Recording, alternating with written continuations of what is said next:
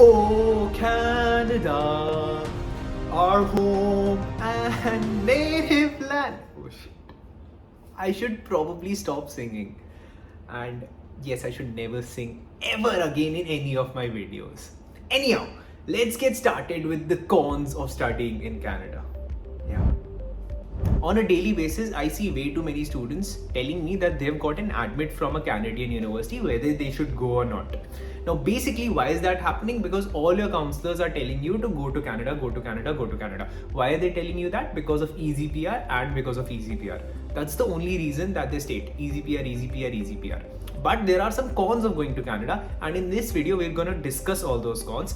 This is just going to be an eye-opener for you. Many of these cons might not even affect you, so you can ignore those cons, but many of these cons might be very important for you and you might not know these cons. So do watch this video till the end. So the first con of studying in Canada is discrimination on the basis of origin. Now this is something every Indian student has told me who has been to Canada. He tells me that you end up staying in your social bubble. So if you're coming from India, you end up staying with Indians. If you come from Pakistan, you end up staying with Pakistanis. Now the beauty about going to Canada is that you have your class full of international students, but many of the students end up staying in their social bubble, and that is not something that they can change, because for majority of the courses that you're going for, they have majority of Indian students only. So that's actually a problem. You do not get a chance to mingle with the international crowd. At the same time, this affects your networking as well, because since you're going to stay in your social bubble, since you're going to stay with the people from your country or from your region, because Southeast Asian students stay with Southeast Asian students only, so that actually hinders your growth. So the first con is discrimination on the basis of origin. How can you fix it? As soon as you land in Canada, make sure to get out of your social bubble. You do not need to make Indian friends, you do not need to make Pakistani friends.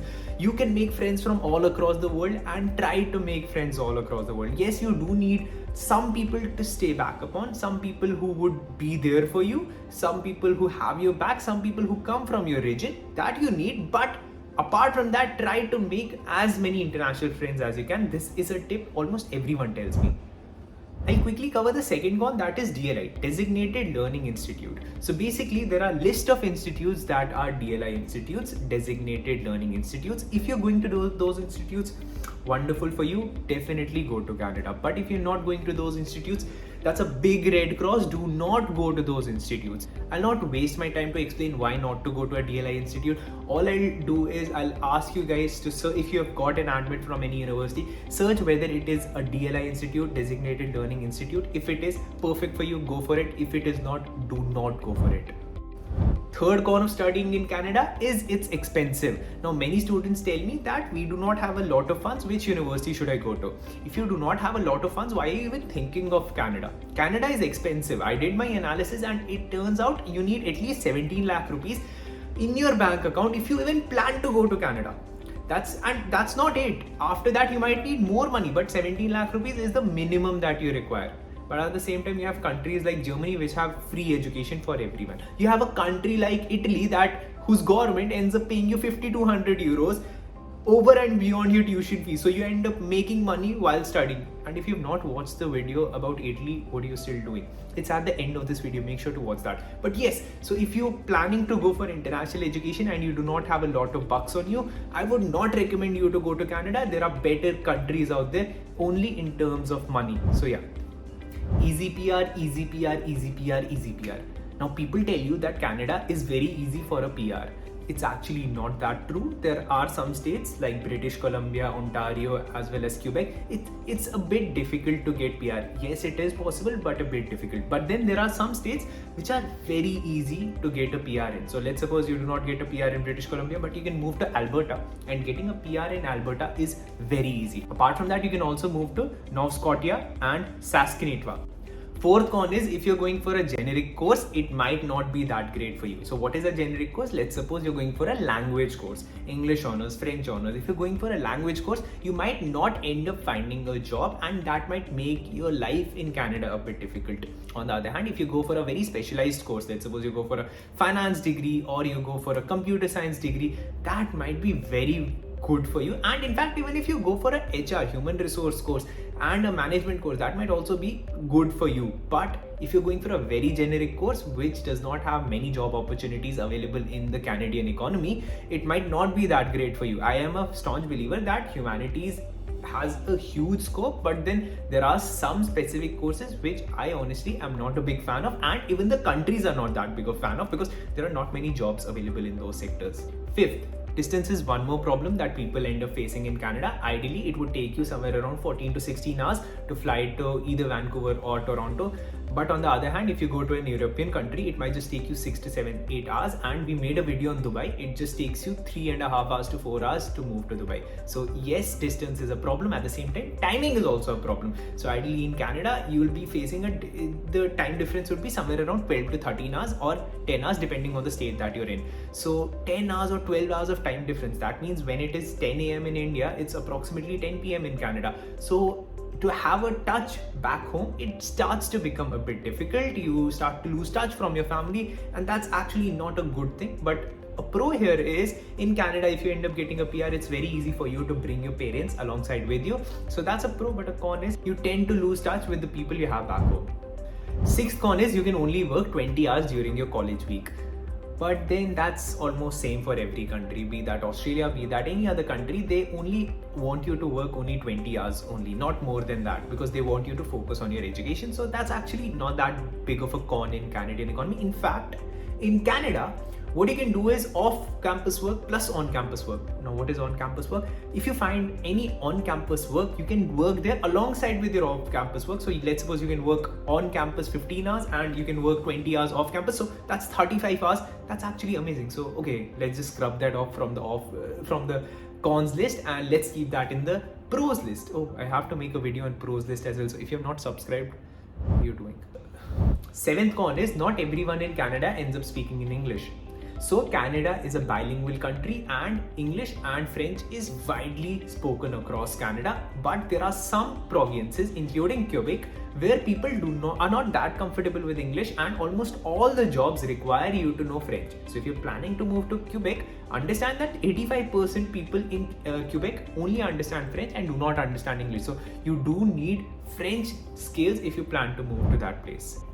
Eighth con is weather. We've been talking about Canadian weather on this channel over and over again, so I'm not going to emphasize more on that. We just need to know that Canada has amongst the worst weathers across the world. Yes, across the world. Any other education destination that you look at, they'll have a better weather than Canada.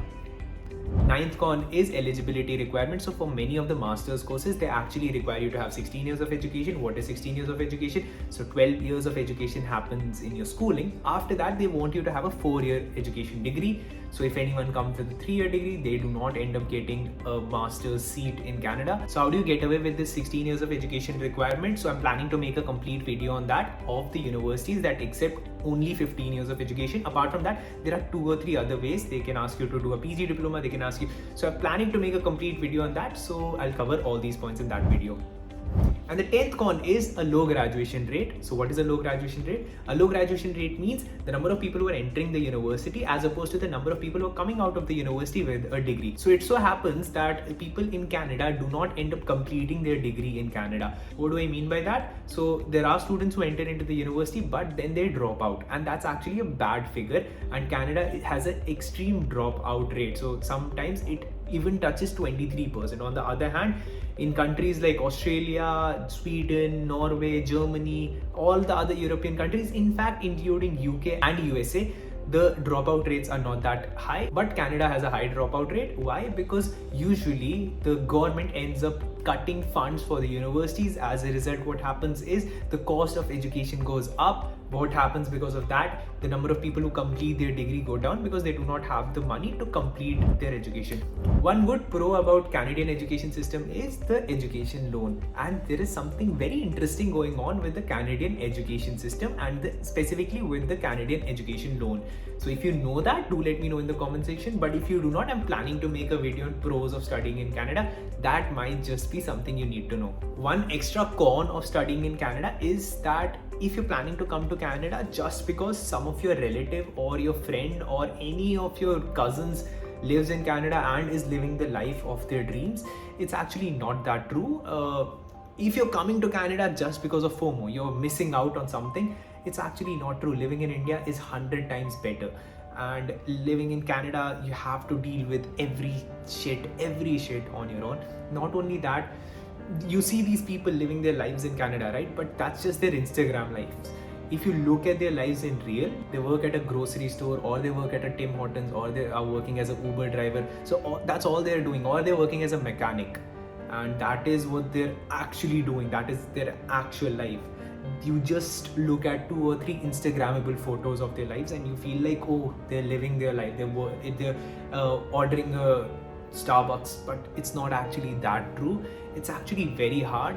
You end up missing your family part, and the kind of work that you're doing in Canada is is like a work that you would never do in India. Think about it like that.